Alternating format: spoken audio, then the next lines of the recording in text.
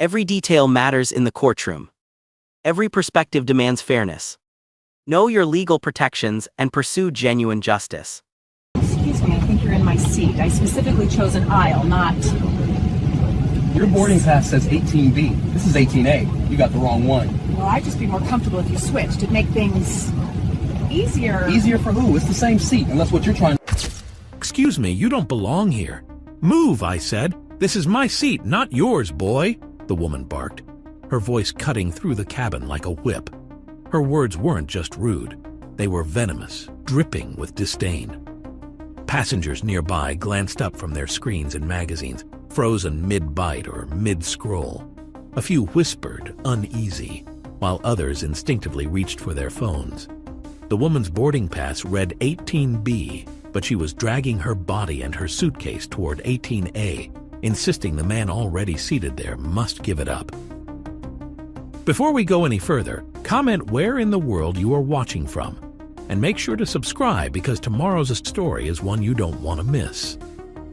Marcus Jefferson, 32, a software engineer from Atlanta, shifted uneasily in 18A. He had flown hundreds of times for work and personal trips, yet nothing in his experience had prepared him for someone storming his space with such aggressive entitlement. His carry-on was tucked neatly above, and he had already buckled in. He lifted his eyes to meet hers, dark eyes tight with impatience, lips pressed in a way that suggested she was used to getting her way. "Ma'am, this is my seat," Marcus said calmly, keeping his hands visible, trying to de-escalate. But the woman, later identified by cabin crew as Karen Whitman, 45, had no interest in calm discussion. She was a frequent traveler known among airport staff for her short temper and insistence on premium treatment, despite holding a standard economy ticket. Today, her brand of privilege had a sharp edge, one that seemed to assume Marcus had no right to be anywhere near her. Karen planted her feet and leaned over the armrest, pointing her finger like a weapon. "Do you even know who I am? I've flown more times than you've had hot dinners. You are not moving me. Get up now." She spat the words, the force of her condescension reverberating off the overhead bins. Marcus felt the eyes of surrounding passengers, some tense, some sympathetic, all aware that this wasn't a casual argument. He took a slow breath. "Ma'am, I don't need to move. Your ticket is 18B. Your seat is literally next to mine. I'm in 18A. She scoffed, tossing her hair and muttering under her breath something meant only for herself. Typical, always thinking they belong, like they own the place. Disgusting. Her voice, low but venomous, carried the unmistakable scent of racial bias. Flight attendants approached, their calm faces a thin barrier against Karen's storm. "Ma'am, please take your assigned seat," one said politely. Karen's glare sliced through the cabin. "Do you know who I am?" she demanded again, this time louder, drawing several cameras from passengers' pockets. Marcus quietly reached for his own phone, recording silently. He had no intention of escalating physically. He just needed proof that this was happening. Tension mounted like the tightening of a spring. Every passenger nearby was now aware, some gripping armrests, some whispering urgent warnings to friends. Karen's voice rose, sharp and derisive. "I will not sit next to him. He should stand up. He should move. This is insane. I am not touching that seat." Her hand jabbed toward Marcus as if the gesture could push reality itself into compliance with her demand. Marcus stayed seated, a composed figure in the eye of a racist hurricane. His mind raced. This wasn't just a dispute over chairs. It was a microcosm of entitlement, prejudice, and a deeply ingrained sense of superiority clashing with reason. Cabin crew quietly radioed for backup. Cameras recorded, witnesses murmured, and Marcus's quiet dignity stood in stark contrast to Karen's escalating fury. By now, a small crowd had formed in the aisle, phones held high, capturing every frame. It was clear this wasn't going to end quietly. Something had to give, and the whole plane seemed to sense that. If you believe that standing up for what's right can change everything, Share this story and let others know that justice can prevail.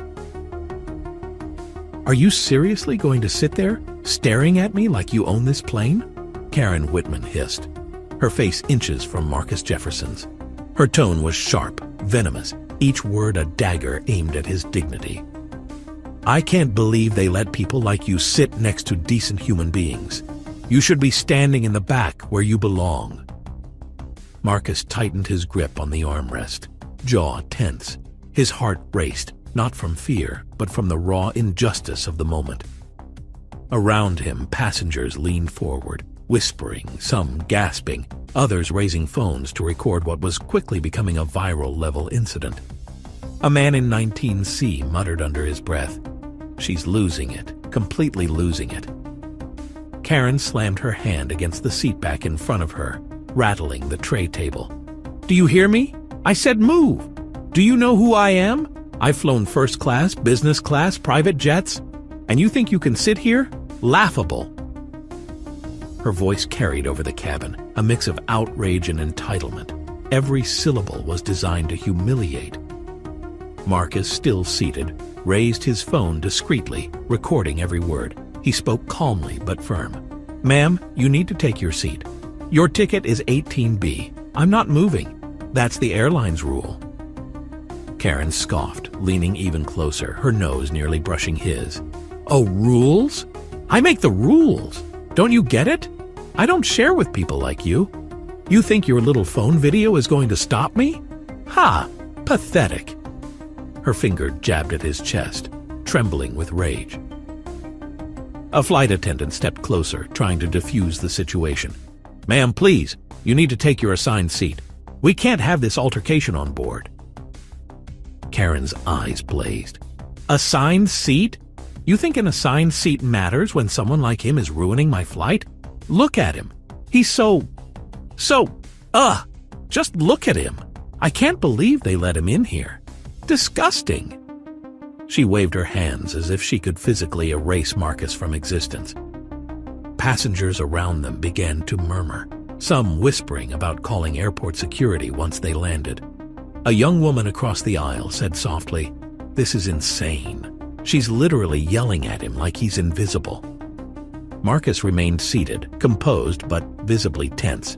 His mind raced. How do you de-escalate a person who's both irrational and racist, when every word they speak is designed to provoke fear and shame? He caught the subtle movements of the cabin crew. They were watching, ready to intervene, but hesitant to escalate in front of the passengers. Karen, refusing to relent, picked up her carry-on and began banging it against the side of Marcus's seat. "I will make you move. This is my flight. You are not allowed to sit here. Do you understand me?" She paused dramatically, taking a deep, haughty breath, then spat, "People like you make me sick, just standing there, looking, breathing." Her fury seemed endless, a tornado of entitlement and hatred. Marcus's hands gripped his phone tighter, recording, knowing that this evidence might be the only protection he had. Around him, passengers exchanged looks of shock and disbelief, some filming, some shaking their heads, some ready to intervene verbally but unsure how. Then, as if the universe itself had decided the balance of justice should tilt, Karen misjudged her next move. She leaned too far over the armrest in an attempt to shove Marcus, losing her balance. Her carry-on slipped from her grip, clattering down the aisle, knocking over a coffee cup from the seat table of a nearby passenger. The cabin erupted in startled gasps. Shit's tea. In that split second, Marcus remained calm, seated like a calm eye in the storm, while Karen stumbled backward, flailing, her shrieks of outrage blending with the startled murmurs of the cabin. Instant karma, the kind that makes even bystanders silently cheer, had begun to unfold. Karen Whitman's shriek echoed through the cabin like a siren. "How dare you sit there? I cannot believe this! You are ruining my flight! You, of all people!" Her words carried the full weight of her venom, each one meticulously designed to humiliate Marcus in front of everyone. Do you even have parents who taught you manners? Or do you just sit there thinking the world owes you something? Disgusting, vile, disgusting. Marcus sat upright, shoulders squared, recording every word. Sweat prickled at his temples, not from fear, but from sheer disbelief. Around him, passengers leaned forward, phones out, whispering, murmuring. Some were holding their breath, silently rooting for a resolution, while others shook their heads in stunned frustration. Karen's rage escalated further. She grabbed the edge of the overhead bin above her, shaking it violently. "I will make you move. I will! You think you can sit next to me and get away with it? No! Not today! Not ever! People like you should be banned from flying anywhere near me!" She jabbed at Marcus's chest, nails scraping against his shirt. The cabin crew quickly stepped in, forming a protective barrier between them. "Ma'am, please, we are asking you again. Take your seat," one of them said firmly. Karen laughed, a harsh, shrill sound that set everyone on edge. "Take my seat? I will never take my seat. Do you know what I pay for flights? Do you even know? I've spent thousands, and you think some lowly nobody can just sit next to me? I'm not moving. Move your black butt. Move, I said." Her last words drew a collective gasp. Marcus's phone captured every syllable, the insults echoing around the cramped cabin. But in that moment, a shift began. Karen had become so consumed by her own rage that she wasn't watching where she was stepping.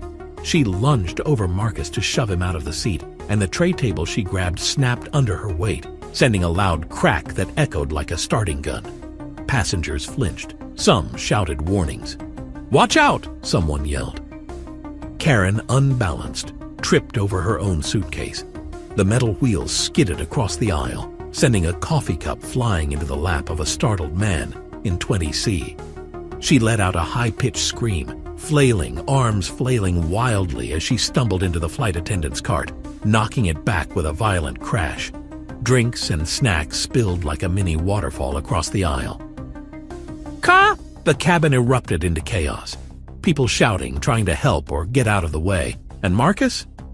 Calm, composed, still seated, phone recording, watching as the woman who had just terrorized him faced the physical consequences of her own unchecked rage. Passengers started clapping, quietly at first, then louder as the realization dawned. Instant karma had arrived. Karen scrambled, hair disheveled, makeup smeared from the collisions, her face red from embarrassment and fury. You will pay for this!" she screamed, but her words carried no power anymore. The cabin had collectively witnessed her fall from self-righteous fury to chaotic humiliation. Flight attendants quickly restrained her, guiding her to her own seat while offering towels to clean the mess she had caused. "Ma'am, you need to remain seated," they said firmly. Karen continued to yell, but now her words bounced off the walls like echoes of anger with nowhere to land.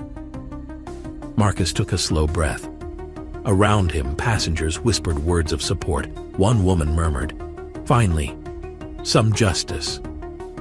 Another man said quietly, "She got exactly what she deserved." Cameras still rolled, capturing every moment, every insult, every slip, every shriek. In the aftermath, Karen slumped into her proper seat, muttering under her breath, glaring daggers at Marcus, who simply remained seated, calm, composed, and quietly victorious. The contrast was striking. A storm of hate reduced to disheveled chaos, while dignity and patience had prevailed. Karen Whitman sat slumped in her proper seat, chest heaving, hair in disarray, eyes blazing with fury that had nowhere to go. You inferior little worm. You think you can sit here and defy me? I'm going to ruin you. Everyone here will know what a joke you are." Her voice cracked with rage, shaking the cabin with its venom. Marcus Jefferson, still seated calmly in 18A, raised his phone, capturing her meltdown in full. Every insult, every tirade, every absurd claim of entitlement was being documented, not just for proof, but as a record of what happens when unchecked racism meets reality. Around them, the passengers began murmuring, a mixture of astonishment, relief, and quiet applause. Some whispered, "Finally?" Someone stood their ground. Others nudged friends, pointing at Karen's disheveled state, incredulous that her aggression had backfired so spectacularly. A flight attendant approached cautiously, extending a hand to Karen. "Ma'am, please remain seated. You've caused a disturbance. This is your assigned seat. The authorities will meet us when we land." Karen's response was a guttural scream, a mix of disbelief and rage. "Authorities? You're going to pay for this. I will make your lives miserable. How dare he sit there? Everyone here will know." She jabbed a finger at Marcus, as if sheer outrage could undo reality. But Marcus didn't flinch. He kept his composure, silent, letting the recording continue. Around him, whispers of support turned into quiet cheers as passengers realized that this was not just about a seat. It was about dignity, fairness, and the courage to stand up to blatant racism. As the plane taxied toward the runway, Karen attempted to stand again, shoving her tray table to get up, but the flight attendants held firm. Her foot caught on the armrest. She stumbled forward, colliding with her carry-on and spilling her personal items into the aisle. Snacks, papers, and makeup scattered in a chaotic mess. The cabin collectively exhaled as Karen, flustered, embarrassed, and furious, finally sank back into her seat. Passengers recorded, whispered, and some even laughed quietly, unable to resist the spectacle. Karen's face, once full of arrogance, was now red, contorted with frustration and humiliation. The instant karma was complete. Her entitlement, rage, and venomous insults had all led to a public, inescapable consequence. By the time the flight landed, cabin crew had prepared a detailed report. Security met the plane promptly. Karen was escorted off, still yelling, but the sound was muted by the authority and procedures surrounding her. Marcus deboarded calmly, phone in hand, and the passengers around him offered nods, smiles, and quiet congratulations. Outside the airport, social media was already buzzing. Videos captured by passengers had gone viral within minutes. Comments flooded in, praising Marcus's composure and condemning Karen's behavior. The story spread quickly, a case study in entitlement, prejudice, and the undeniable power of staying calm in the face of chaos. In the days that followed, airlines issued statements reminding travelers that harassment, racism, and physical aggression would not be tolerated. Karen's account of entitlement and rage became a cautionary tale, proof that attempting to intimidate others based on race or perceived status could backfire spectacularly. Marcus, for his part, remained humble. "I just stayed seated. I didn't argue. I let reality take over," he later told reporters. "It's not about winning against someone. It's about doing what's right." The cabin that day became more than a place to sit. It became a stage for accountability, justice, and a reminder that dignity and patience can withstand even the most venomous attacks. If you believe that standing up for what's right can change everything, share this story and let others know that justice can prevail. Accountability is a shared responsibility, and facts are your ultimate protection. We appreciate your time and commitment to verifiable truth.